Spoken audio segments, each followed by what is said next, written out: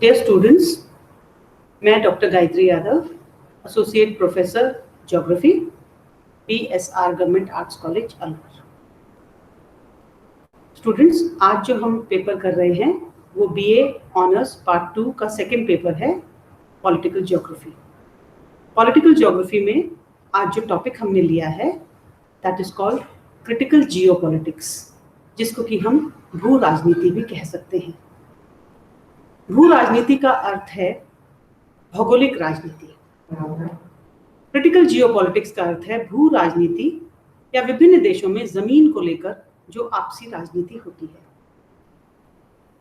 आप लोग सब जानते हैं कि सभी देश आपस में अपनी टेरिटरी को लेकर और बाउंड्री को लेकर एक दूसरे के ऊपर अतिक्रमण करने की कोशिश करते हैं और सभी देश यह सोचते हैं कि उनकी टेरिटरी बढ़े।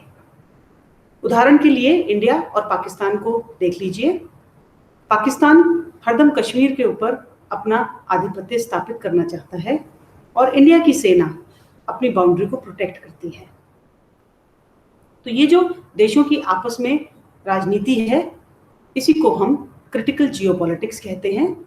वर्ड क्रिटिकल हमने भू राजनीति में इसलिए जोड़ा है कि क्रिटिकल माने नाजुक।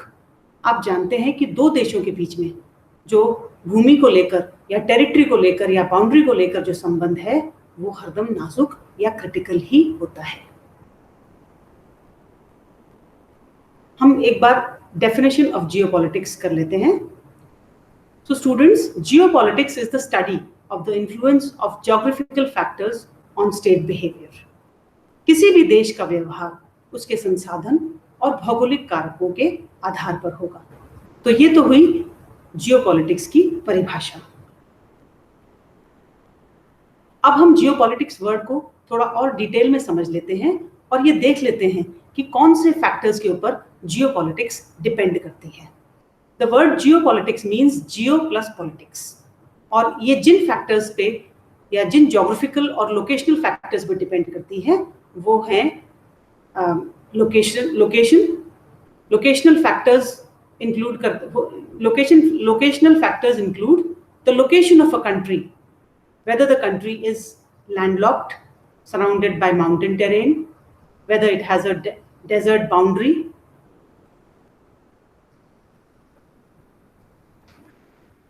or is it surrounded by long coastal boundary. किसी भी कंट्री की लोकेशन बहुत इंपॉर्टेंट होती है। यदि वह कंट्री लैंडलॉक्ड है तो वो बहुत सारे देशों के द्वारा उनका कोई ना कोई आपस में मतभेद होगा बाउंड्री को लेकर, क्योंकि सभी देश चाहते हैं कि उनकी बाउंड्री ज़्यादा से ज़्यादा उनका एरिया बाउंड्री से आगे तक हो।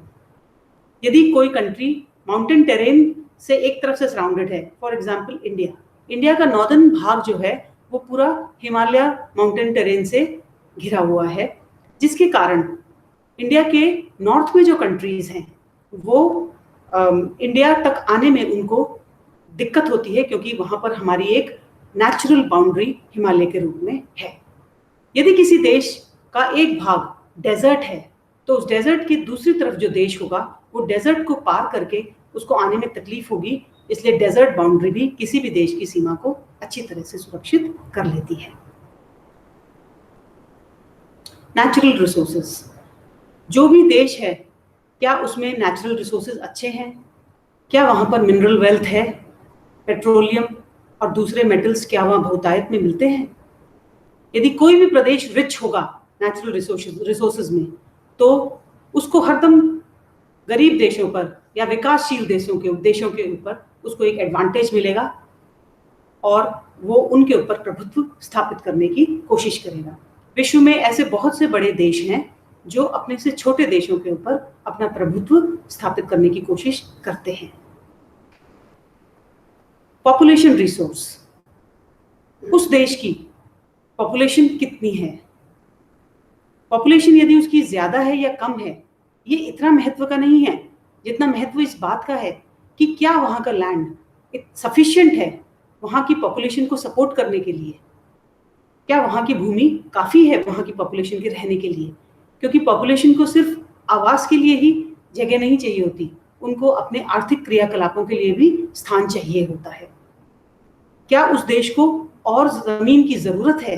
यदि किसी भी देश को ज्यादा भूमि की जरूरत होगी तो वो अपनी इकोनॉमिक एक्टिविटीज के लिए अपनी बाउंड्री को एक्सटेंड करना चाहेगा या फिर और भूमि के लिए दूसरे देश की भूमि को अपने देश में शामिल करना चाहेगा।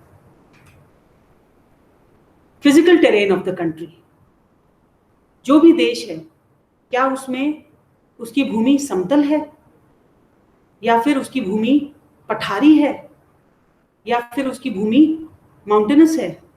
किसी भी देश का जो टेरेन है वो वहाँ की इकोनॉमिक एक्टिविटीज को डिटरमिन करेगा और एग्रीकल्चरल एक्टिविटीज को डिटरमिन करेगा। यदि कोई भी देश प्लेन है तो वहाँ पर कृषि व्यवस्था अच्छे से हो पाएगी और बाकी इकोनॉमिक एक्टिविटीज के लिए भी अच्छा रहेगा। जो भी देश है उसकी क्लाइमेटिक कंडीशंस क्या है, उसकी लैटिट्यूडिनल सिचुएशन क्या है, क्या उसकी पोलर लोकेशन है। यदि ध्रुवीय लोकेशन हुई तो वह देश उस देश में इतनी ठंड होगी कि वहाँ पर इकोनॉमिक एक्टिविटीज अच्छे से नहीं हो पाएंगी और इतनी ठंड के कारण वहाँ की पॉपुलेशन भी कम होगी और वहाँ की भूमि ज़्यादा महत्व की नहीं रहेगी। यदि किसी देश की इक्वेटोरियल लोकेशन है तो इक्वेटोरियल लोकेशन में बहुत ज़्यादा गर्मी और उमस के कारण इकोनॉमिक एक्टिविटीज ठीक से नहीं हो पाएंगी। तो हम कह सकते हैं कि जिन देशों की टेम्परेट लोकेशन है, जहाँ न ज़्यादा सर्दी होती है और न ज़्यादा गर्मी होती है, उन देशों को हरदम एडवांटेज रहता है और उनका विकास तीव्र गति से होता है। यदि हम विश्व में देखें तो ज़्यादातर जो विकसित देश हैं उनकी टेम्परेट लोकेशन है और इसलिए उनका विकास तेजी से हुआ है। जिस भी देश की हम बात कर रहे हैं, क्या वो एक ड्राई कंट्री है, यानी क्या उसमें डेजर्ट जैसी कंडीशंस हैं, या वो एक वेट कंट्री है, या वहाँ पर रेनफॉल या वर्षा पर्याप्त है। स्टूडेंट्स, हमने अभी सारे ज्योग्राफिकल फैक्टर्स पढ़े कि किसी भी देश की भू राजनीति के लिए वहाँ के ज्योग्राफिकल फैक्टर्स किस तरह काम करते हैं। ज्योग्राफिकल फैक्टर्स किसी भी देश के लिए एक बाधा भी बन सकते हैं और वो फेवरेबल या अनफेवरेबल भी हो सकते हैं। वो किसी भी कंट्री के सोशल, इकोनॉमिक और पॉलिटिकल डेवलपमेंट को सपोर्ट करते हैं।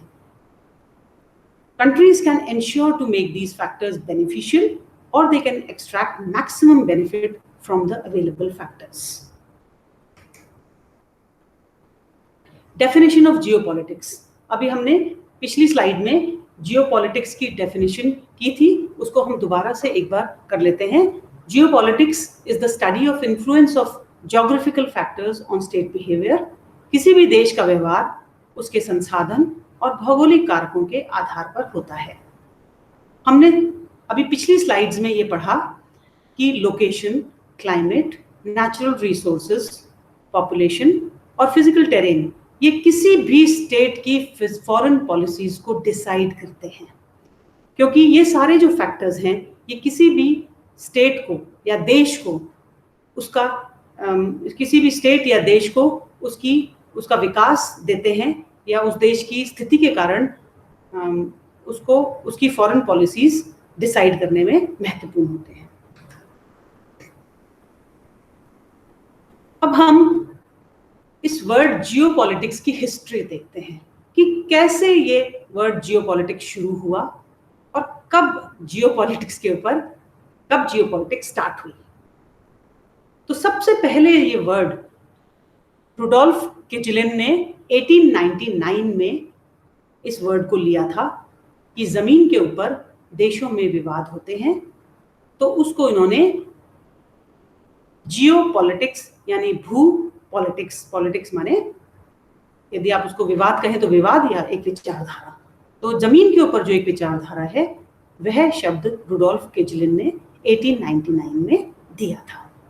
यह शब्द काफी समय तक यूज नहीं हुआ, ये इसके बाद यूज हुआ 1930 में यूनिवर्सिटी ऑफ म्यूनिख में जो ज्योग्राफी डिपार्टमेंट था उसमें 1930 में यह वर्ड काफी यूज हुआ।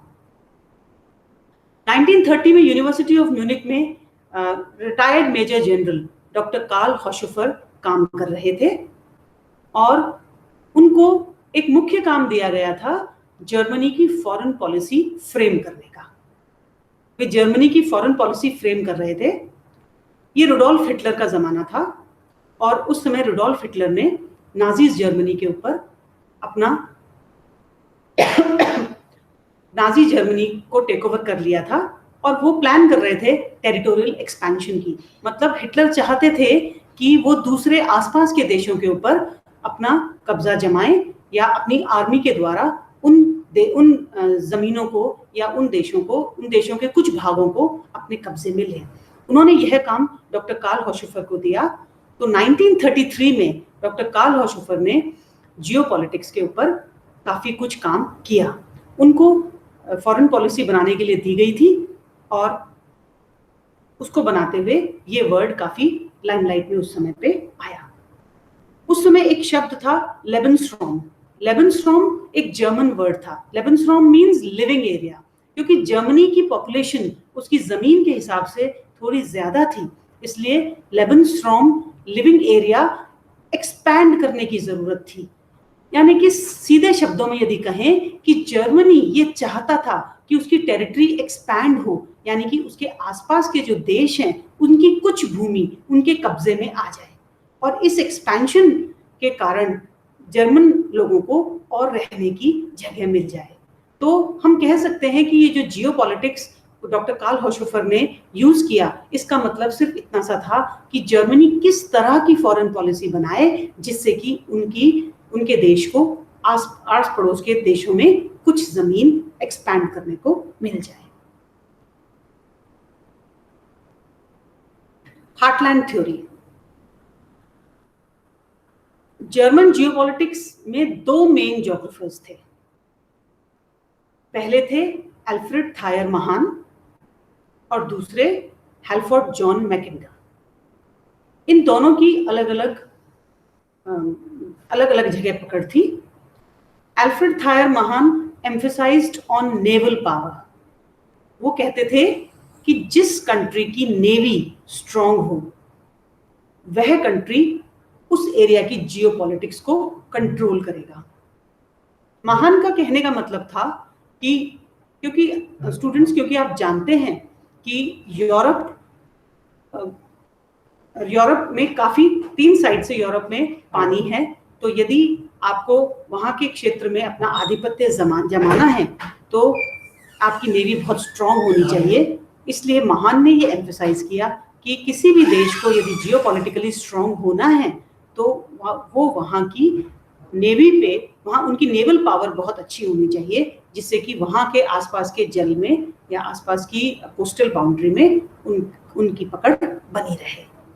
दूसरी तरफ मैकिंडर ने टेरिटोरियल पावर पर एम्फसाइज किया।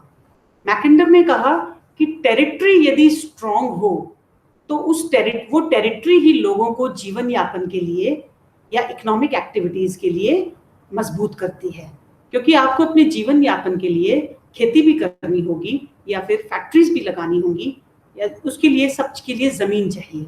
तो मैकिंडर एक स्ट्रांग सपोर्टर थे टेरिटोरियल पावर के।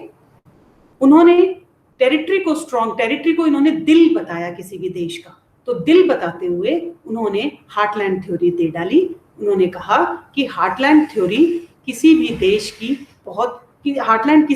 देश का बहुत मजबूत होना चाहिए, जिससे कि वो आसपास के टेरिटोरियल एरिया में अपना स्ट्रॉन्ग जियोपॉलिटिकल पावर दिखा सके।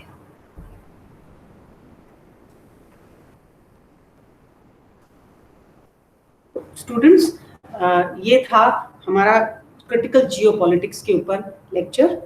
आप लोगों को आई होप आप लोगों को ये समझ में आया होगा। If you have any doubts or questions, you can come on the WhatsApp group and we will solve your problems. Thank you.